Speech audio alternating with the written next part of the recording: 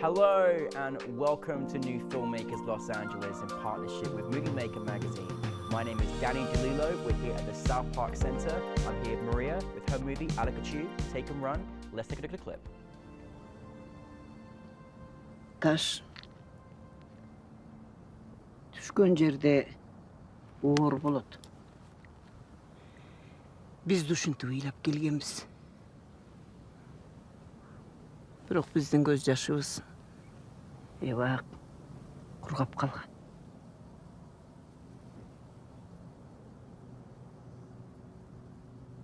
Senin de göz yaşın qurgayıp bir günü kızım. Sen ağlayacaksın. Senin ayağında düşünem.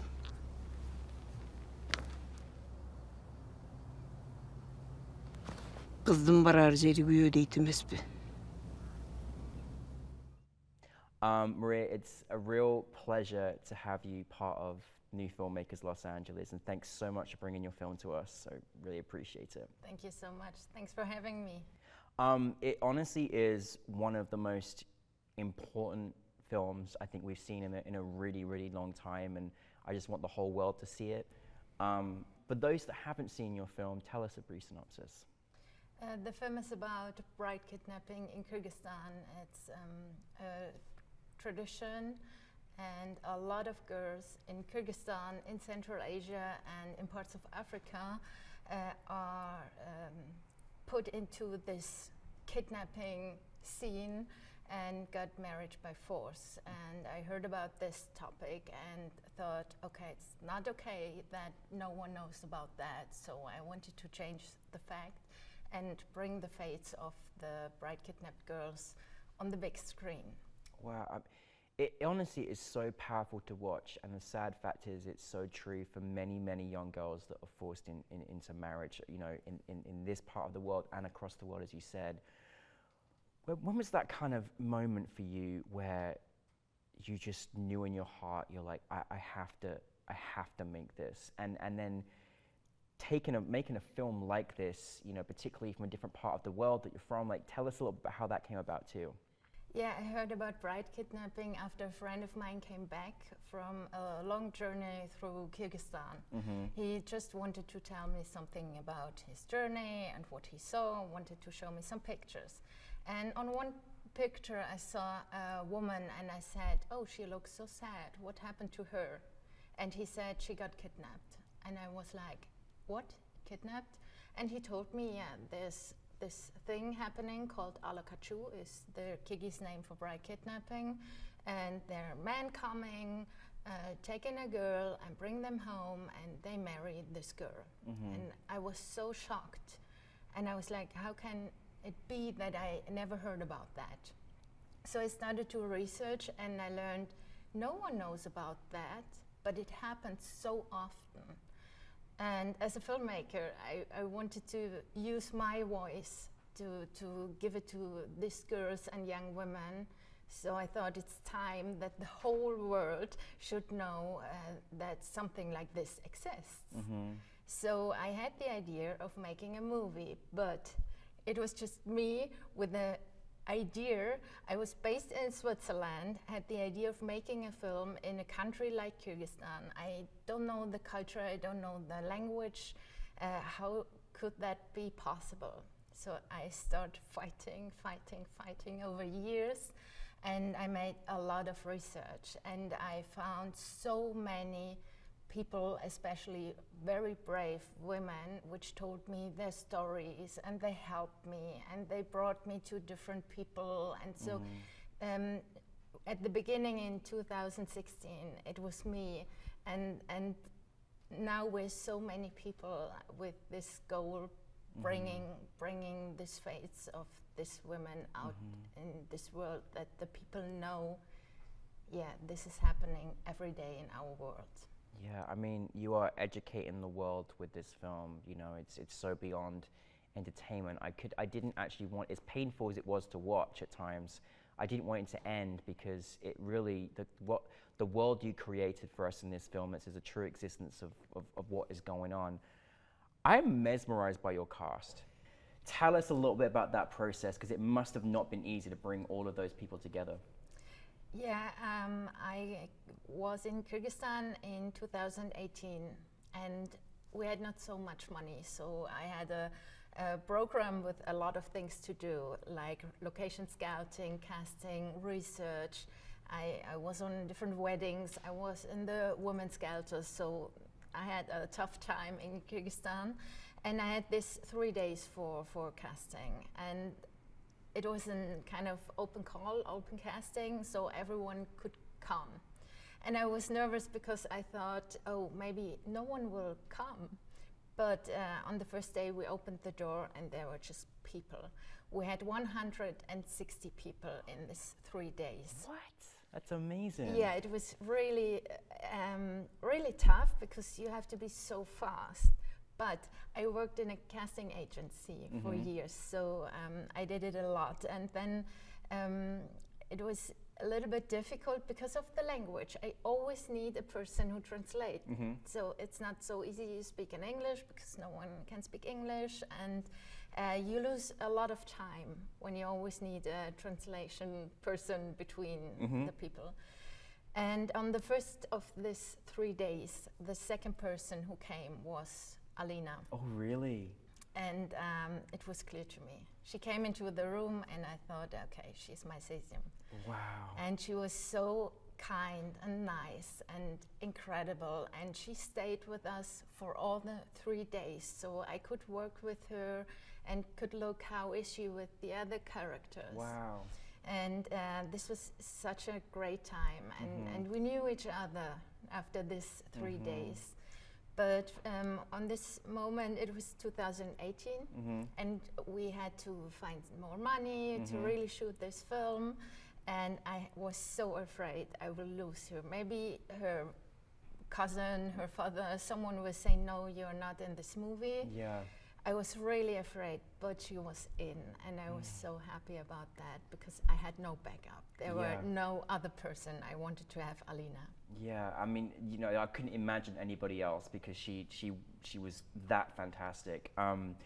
How was it then? I mean, firstly, I always love when we can challenge ourselves. I mean, it's a different country, a different language, you know, and you're directing this piece and you're assembling this whole movie together. Like, how was that experience? How did you work with your actors? Because there was so much authenticity in there that of just, you know, the details, you know, of how, you know, how they were together, how the families were together. Like, how did you work with your actors? Like, how was that process for you? So the first thing for me was we're one team. It's not me as a director knowing everyone and saying you have to do it like that and say that, because it's not my culture and not my language. So the first thing I made was creating a team. So everyone was welcome to talk about the character and the scenes, and is it authentic? Because as I said, I'm from another country and I don't want to make a mistake. Yeah. So I wanted to give my voice to these Kyrgyz women who cannot make a film about their topic, but I can give it to them. So it was important to be someone who give this opportunity also to the Kyrgyz people. So I tried to make this team and to make sure we're working on this common goal together. And I wanted to have a lot of time for rehearsal and talk to the actors, because I wanted that they really understand their characters. And I talked to them in every moment in the film. You say that because, you feel that because. And of course I had to come out of my comfort zone because I didn't understand one word. So I had a translator on my side, and I said to her, please, after every take we make, please let me know, was it correct? Or did she or he make a mistake? And for me, it was such a gift to just focus on emotions. Yeah. So honestly, I didn't really care what they said. Of course, I had to make sure that we have it in the editing room, but it was so great to just work with emotions, no matter what they are talking about. Just absolutely. Can I feel and see the emotions? And And after this experience, I want to make every film in a language I don't understand, because it's really an amazing experience. Absolutely, and you know, you learn so much as well, and I love how you just had a team, you know, led that could authentically help you, support you as a director to understand, to make sure everything is being, you know, done as it should be. Right. Now I know obviously you had such an emotional, heartfelt connection, and you know, I'm again very happy on behalf of all the people that have suffered with this, or you know, in a part of the world where this goes on. I'm so glad that you made this film. What did you want your audience to take from your film? Like, if you could, you know, put it out there. I want to let the audience know that something like this exists, and especially for young girls in our world, in our modern times, education is not given everywhere in the world for young girls. So there are a lot of things we have to look at, because when we create awareness of these things, only then that things can change. And I think we have a lot to do in this world, that everyone is seen as a human being, treated with respect, and the same chances for everyone. So it's really very important for me that the world knows that these are real fates of young girls in our world. Yeah. Absolutely. And you know, this was like, it wasn't a feature, it was obviously a longer short film. I didn't want it to end. I honestly was captivated by this story, and I just wanted to see more, and the characters that you created, and just the experience and the importance of it too. We're so grateful. You had such a wonderful reaction at our film festival. Like, people were cheering, literally, you know, and so happy with you have to watch it to know the end, I'm just saying. But what is wonderful as well is we're so excited for you, as you've officially, in the hardest category of any film, the hardest category is to be nominated for an Academy Award in the short film genre. And you've done that. How after all the hard work since 2018, bringing all the money together, how does it feel to be nominated for an Academy Award? It's amazing. I still have no words for that, because this is so great for us, for this team, for the crew, for all the actors. It's really such a great honor, because it was my goal when I started in 2016. As one person, it was my goal to create awareness.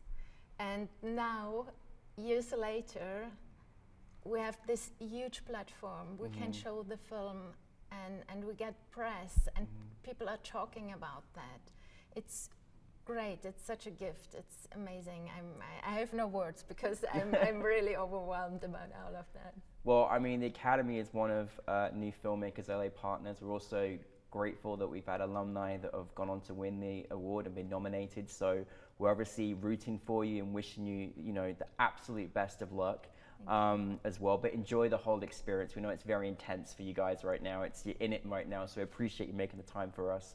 I just want to finalize, because what you've achieved with this film, and obviously the magnitude and the experience and the response and being nominated for an Oscar and all these things, like, if you give some advice to filmmakers out there, particularly, people fighting against, a very, very important subjects, being a female director, part of our amazing all-female director program, what advice could you kind of share with our audience? I heard in the last years so often, you'll never make it. But I did. And I think the most important thing is not listen to the other people around. Just follow the heart and the emotions you have. And it's so important to listen what you want, what you want to do, or stories you want to tell as a filmmaker. And trust your own feelings, and believe in yourself, and keep on fighting. Thank you so very much. We're so proud of you, and we're wishing you the best successes, and we can't wait to see this keep going around the world and see much more of your projects. So thank you very much. Thanks for having me. Thank you.